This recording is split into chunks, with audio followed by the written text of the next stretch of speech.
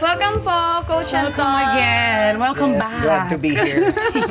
We love having you. And of Thank course, you. today we have Gianna with Hi, us. And Gianna. of course, Hello Bia. po. At ngayon, ito, Anton.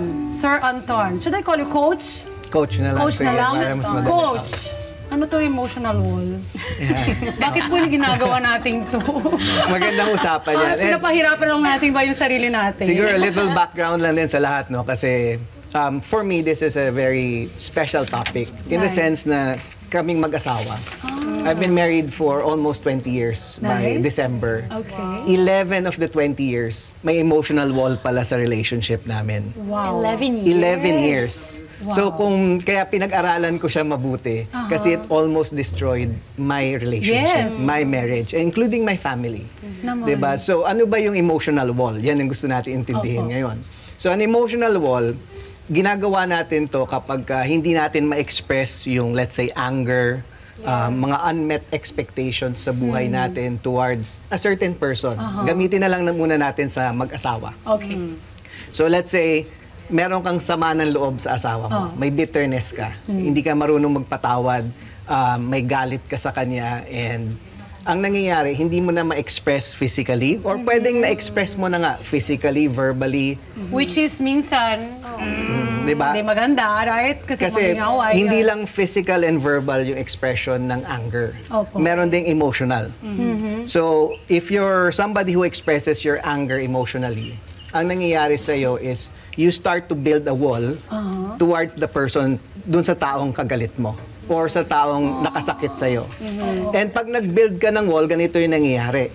Pinagkakait mo or you withhold yung dating binibigay mo freely, like love, respect, affection, attention, na dati binibigay. Realize ko mga bagay-bagay. Ay, yung nakaka-relate. Madami makaka-relate Relate dito. sa Gigi. Na, coach, sige, continue, please. Pag may wall dyan, di ba, wini-withhold natin yung mga bagay na dati freely mo naman binibigay doon sa And sa tao genuinely na yun. gusto mo ibigay Yeah, wholeheartedly. so parang ano siya usually hindi mo naman bine-verbalize and karamihan sa mga tao, wala silang idea na merong wall. Na meron. Yeah. Nararamdaman mo siya pero hindi mo alam kung ano yon. Oo nga eh.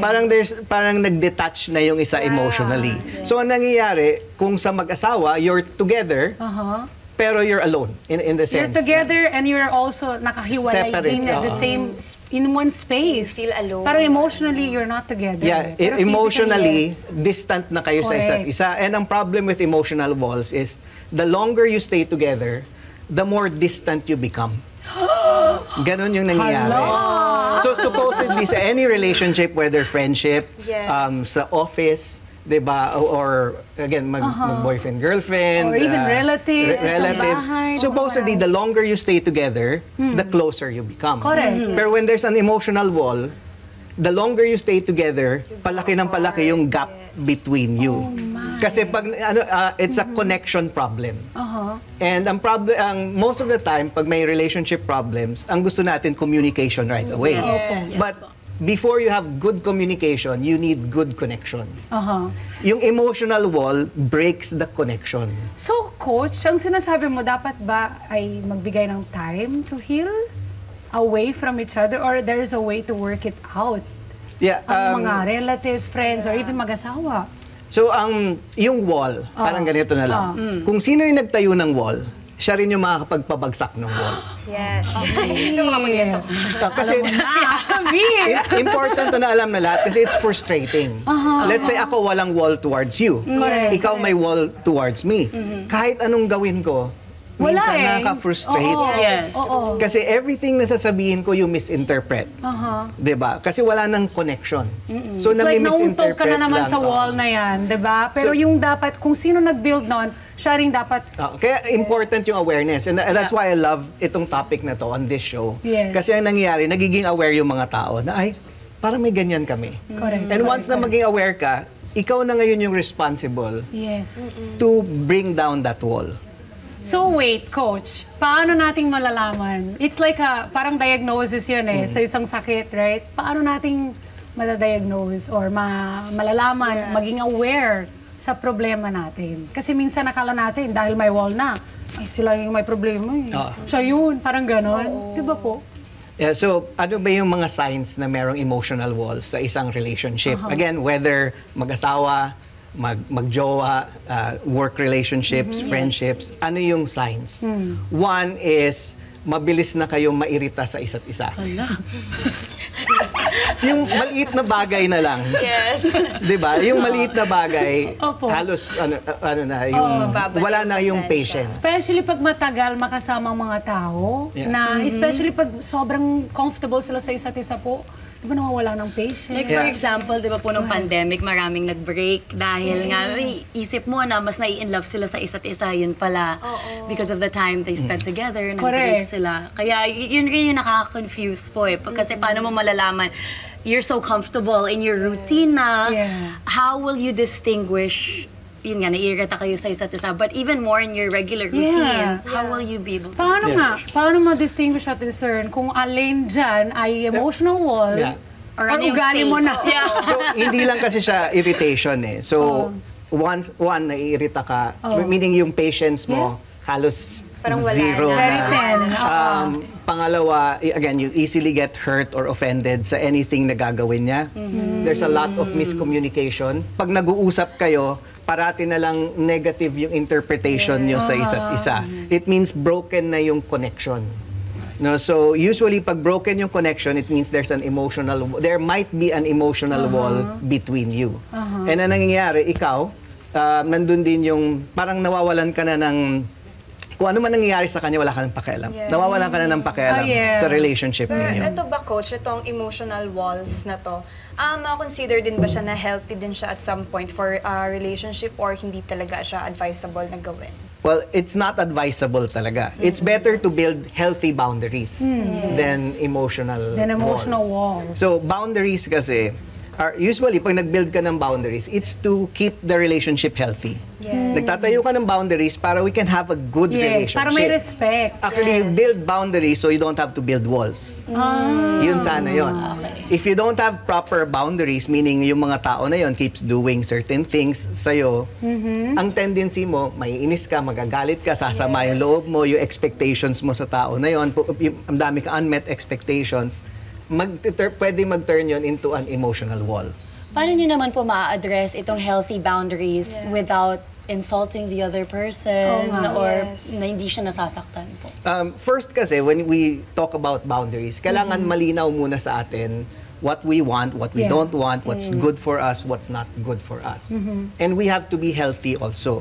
It's easier to set healthy boundaries the right way kapag tayo mismo healed and healthy. Yes. So you get as much healing as you can para kaya mong, kasi madali magsabi may boundary ako. The difficult thing is to enforce the boundary. Diba? And you Yes, need to be totoo yun. healthy enough to enforce that boundary. Pwede ba mangyari to, Coach, ang pag-build ng emotional wall kahit magkaibigan lang? Yeah. Paano yung ganon? Tapos mamaya, wait lang. Gusto ko rin malaman kay Coach kasi sabi niya, 11 years may emotional wall siya sa relationship niya. So kung malaman kung paano mo na-overcome yun. So mag-20 years pa kayo, congratulations sa iyong marriage. Happy anniversary sa 20th year mo itong December. But itong 9 years, naging okay ang relasyon niyo. How? Yeah, so unahin ko muna yung sa friends. Sige. Diba? So with friends, it's the same thing lang din. Any relationship, kahit sa office, magkaibigan, yung natitira sa atin na, let's say, hurt or unresolved hurts, unresolved anger can turn into a wall. So ganun lang din. You start to withhold the love, the respect. Kung hindi man love, you respect that friend before. Ngayon, hindi na. You respect your boss before. Ngayon, may emotional wall na between you. Yes. Parents and children, same thing lang din. Pwede na tahimik lang yan, pero baka nagbibuild na ng wall sa'yo yung anak mo dahil sa sama ng loob. Sa amin naman, it's the same thing. Sa relationship namin, my wife kasi is non-confrontational. Diba? So, I can relate. so tahimik lang talaga siya. You won't see her express yung anger niya. And nobody taught me before na there's such a thing as an emotional wall. So hindi ko napapansin na nandun na pala. So anong nangyari, we started with forgiveness. Okay. And I thought before na forgiveness, okay na siya. Once na nagpatawad ka, That's good na it, kayo. diba? Hindi pala. Kasi yung wall na yan, mas matagal siya na nandyan. Ang nangyari, nag-build na ako ng certain habits, behaviors, mga ugali, Yes. na na dahil doon sa wall na yun, ito na yung ugali ko ngayon. Yes. So, kailangan pala, nag-forgive ako, and then, intentionally baguhin ko isa-isa kung ano man yung mga nakuha mo. changes ko na hindi na Yes. healthy sa relationship namin. So, kunwari ngayon, hindi na kami nagsasabi na I love you sa isa't isa, hindi kami nag-uusap. This time, once na nag-forgive na ako, to break the wall, I have to be intentional in now listening to my wife, understanding, being affectionate again, showing respect. Sasadyain ko yun dapat. And then siya rin. Kasi Both ways, it takes mas maganda. two. Yeah, it takes Diba? two to really break this wall po. Yeah. Pero sabi niyo po na kung sino man na may wall, siya yung dapat mag-break. Paano niyo nga po mababanggit sa other person? Because it does take two people that we both have to work on this. We both have to do something. So, minsan mahirap. Pag walang idea yung isang tao na may wall siya, mahirap din na umamin. Dapat willing din kasi. So, ito na lang. Minsan So, paano kung yung yung Oo. partner mo or yung friend mo, kung sino man, hindi siya aware of this? Correct. Ang important thing muna is from your end. Kasi in a relationship, it takes two to tango nga. So, 100% yung problem sa wall. If you deal with your side of the wall, 50% of the problem is now fixed. Yes. Diba? And you start to show and express better things. Na nagtatanim ka na ngayon, eventually, yung ginagawa mo na good things will start to lower down that wall. Hindi Yes. naman break down completely, pero makikita mo pa konti-konti, bumababa rin yung wall nung isa as you continue to heal and make sure na ikaw mismo, wala kang emotional wall. Yes. Ito din, Coach. May kakilala kasi ako, a friend po, tapos minsan sa akin din siya tumatakbo for advices, then sa relationship din nila. Ang nangyayari, yung partner niya po may walls talaga, emotional walls, and then aware din naman po siya. And then yung reason po ng partner niya is like, sinasabi na based daw sa experience niya before, the traumas and all. Pero paano po ba ito mako-confront or sasabihan niya sa approach na kailangan niya nang i-let go yung walls slowly, na naapektuhan na din siya? Yeah, usually when couples are like that and may emotional wall na, and yung isa hindi kasi ang problem with emotional walls, pag may wall ako towards you, I don't have enough respect to listen to you. Sa totoo lang, ganun yung nangyayari. Pag nagsasalita ka towards me, I take it negatively. So anything na sabihin mo, I consider it as an attack. Parang ina-attack mo lang ako parate. Di ba? Namin nakaka-relate dyan. So, pag may matinding emotional wall na in a relationship and na-notice mo, anything na sabihin mo na offend lang yung partner mo or yung friend mo, the next thing to do is to find somebody, parang third party na to come in to help you guys out.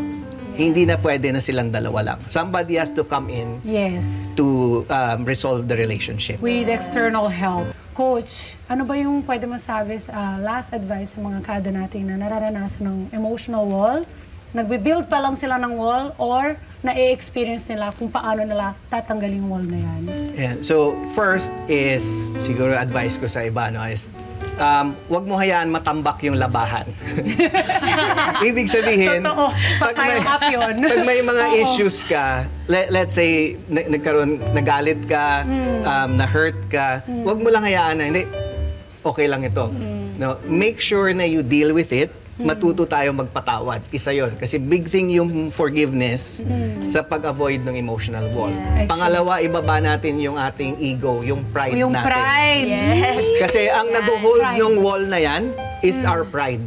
Yung pride natin, yung ego natin, gina-justify niya yung wall. Sinasabi niya, hindi, dapat nandyan yan kasi ganun, tong taong to, ganyan kasi ugali niyan eh. So tama lang na may wall ako sa kanya. So ibaba natin yung pride Wait natin. lang, Coach! Paano natin naman yung wall? Di ba? May mga tao na feeling natin parang deserve naman ng wall yan kasi sakit sa ulo ko. No, Uncle, what people deserve is boundaries. Ayun, healthy Di ba? boundaries. Kasi boundaries are built for health's sake eh. Meaning I want to be healthy, I want peace. Yung walls are built out of anger, frustration, bitterness, negative emotions. And usually with pride and destructive siya. Yes. So, iwasan natin yung walls. Let's build healthy boundaries. Yun ang ating. So yun yung sagot, healthy boundaries. Sana next time, pwede naman nating i-guest ulit si Coach para pag-usapan natin kung paano natin magbe-build naman ng healthy boundaries na hindi nakaka-offend po sa iba. Yes. Kasi minsan ganon tayo eh. Diba, naisip lang natin, hindi lang sila. Even yung sarili natin, it's very egoistic actually. In fact, self-centered yung ganitong isip. Kasi inisip natin, paano pag hindi nila nagustuhan yung sinabi ko? Pero teka lang, paano nanin yung sarili mo kung hindi mo ibibigay ng boundary yun? Diba? So, ano siya, may silver lining talaga. Thank you, Coach. Thank you so Welcome. much, Coach. Coach Anton, saan ka ba pwede i-message ng mga kada natin if gusto magpa-advise or saan ka pwede i-follow, social media? Yeah, so they can follow me at Anton M. Reyes sa Facebook, Instagram, TikTok, and sa YouTube. Okay, maraming Thank you so salamat. Thank you very much. Palakpak natin si Coach Anton. Enjoy namin talaga. Thank you. Thank you very much. Hello Once mga Kanet 25! This is Diana Menez, and for more Kada Umaga updates, just click the subscribe button and follow us on Net25 social media pages at Net25 TV and at Net25 Entertainment.